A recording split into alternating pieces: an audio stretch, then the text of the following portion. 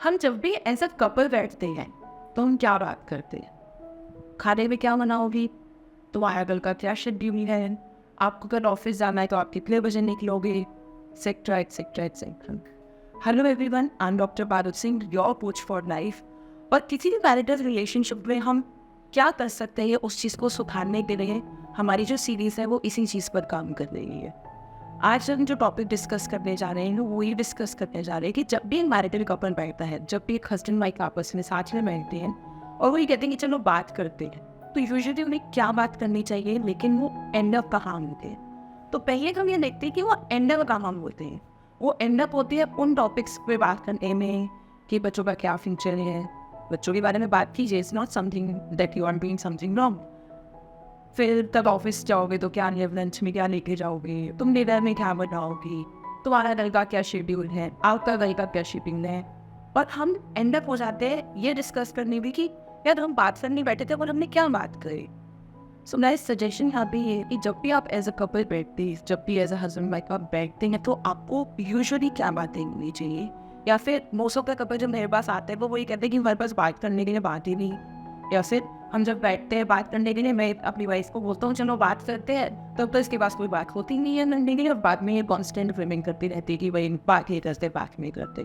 तो गाइस ये प्रॉब्लम इसलिए आती है क्योंकि समहाउ हम ये टॉपिक्स भूल जाते हैं कि हमें बात क्या करनी चाहिए।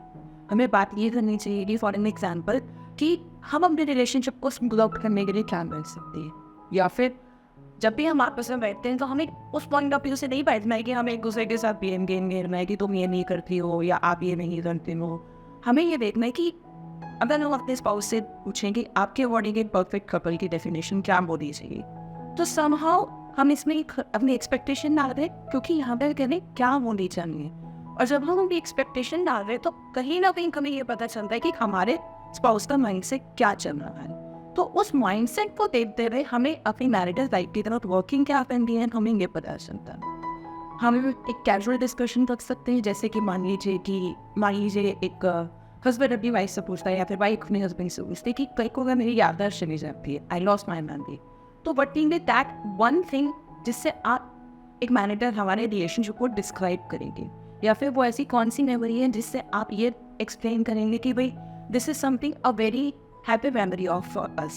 तो अगर आपको याद हो तो हमने एक महीने एक वीडियो को शेयर करी थी जिसमें कि हमने कहा था कि आप अपनी मैरिटल लाइफ की तरफ पॉजिटिव एस्पेक्ट कैसे रखते। यही सेम पॉइंट हमने तब भी डिस्कस किया था। हमने 5 पॉइंट्स डिस्कस किए थे, जिसमें से वन ऑफ द पॉइंट ये था कि आप अपनी मैरिटल लाइफ में पॉजिटिव इम्पैक्ट डालिए, आप अपनी मैरिटल लाइफ की पॉजिटिव मेमोरीज को शेयर कीजिए। तो this is one of the thing जहाँ पे आप अपनी लाइफ की पॉजिटिव मेमोरी को शेयर कर सकते हैं।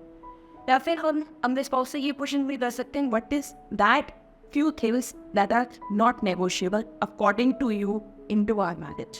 क्योंकि कई बार क्या होता है कि हम अपने लिए एक बेंचमार्क सेट करते हैं, हम अपने लिए कुछ पॉइंट्स ये सेट करते हैं कि यार this is the one thing जो मैं नहीं करूँगी, this is the one thing जो मुझे समझने नहीं आता इन अ रिलेशनशिप। तो हमारे लिए क्या नेगोशिएबल नहीं है, क्योंकि हम यूजुअली ये चीज़ें डिस्कस कर लेते हैं कि मुझे ये अच्छा लगता है, मैं ये कर सकता हूँ, मुझे ये करना चाहिए, मैं ये कर सकती हूँ। लेकिन हम अपने स्पाउस के साथ कभी भी ये डिस्कस नहीं करते कि this is something I have set a boundaries to, this is something जहाँ मुझे लगता है कि यार इस चीज़ के साथ मैं नेगोशिएट नहीं कर सकती, इस चीज़ के साथ ये मेरा एक पॉइंट है जहाँ पर मुझे लगता है कि यार नहीं, ये चीज़ मैं नहीं करूँगा बिल्कुल। तो दिस इज नॉट समथिंग कि यहाँ पर हम अपने आप को चेंज करने की परमिशन नहीं दे रहे हैं। Change is something very inevitable जो कि हमें हमेशा एक्सेप्ट करना चाहिए। लेकिन हर कोई अपने लिए कोई ना कोई बाउंड्री जरूर बना के रखता है। तो उस बाउंड्रीज के अंदर आपके लिए क्या क्या पॉइंट्स है जो नॉन नेगोशिएबल है, ये आप डिस्कस कर सकते हैं जब आप as a married couple, as a husband wife आप टेबल पर या सब टेबल पर कहने का मतलब ये कि जब आप एक दूसरे के साथ कन्वर्सेशन करते हैं, एक दूसरे के साथ मी टाइम रखते हैं।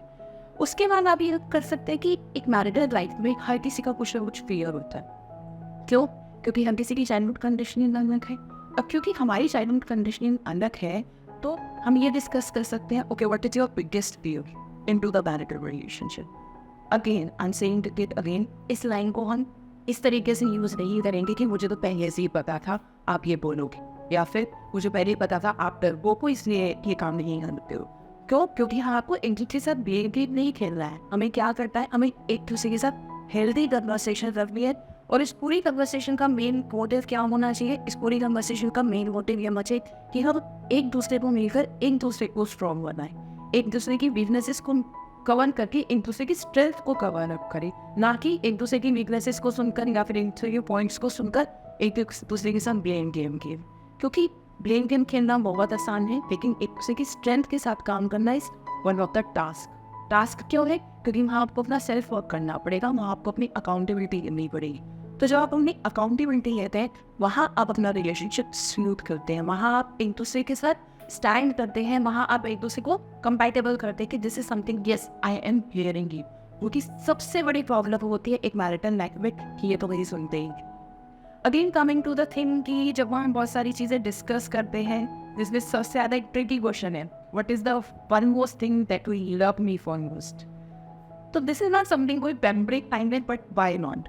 अगर हम अपने स्पाउस को पैम्पर कर रहे हैं उनकी किसी अच्छी बात से, उनके किसी ऐसे पॉइंट से जो कि वो सुनना चाहते हैं, so it is not something कि उनकी ईगो को सेटिस्फाई ना करे, but it is the something which I want to appreciate for him, which I always want to be in the front foot, कि ये तो एक ऐसी चीज़ है जिसके लिए मैं आपको हमेशा अप्रिशिएट करूँगा कि करूँगा, या फिर ये एक आपका ऐसा पॉइंट है जिसके लिए I will love you know matter what.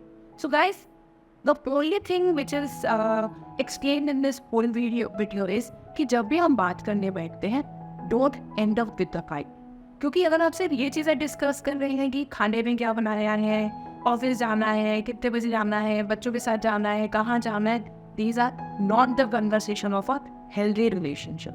These are the conversation which are very general for a relationship। तो अगर आपके अपने रिलेशनशिप को बॉन्ड क्रिएट करना है, आपके अपने रिलेशनशिप को हेल्थी बनाना है, just take at that spare time of me time, जहाँ पे वहाँ मी सिर्फ मैं एक इंडिविजुअल नहीं हूँ, वहाँ पे मी हम एज अ कपल है। So and for any of the assistance or you want to understand these points in more details, you can connect me with the given number on the screen, or you can also subscribe to my YouTube channel for the video updates. Thank you.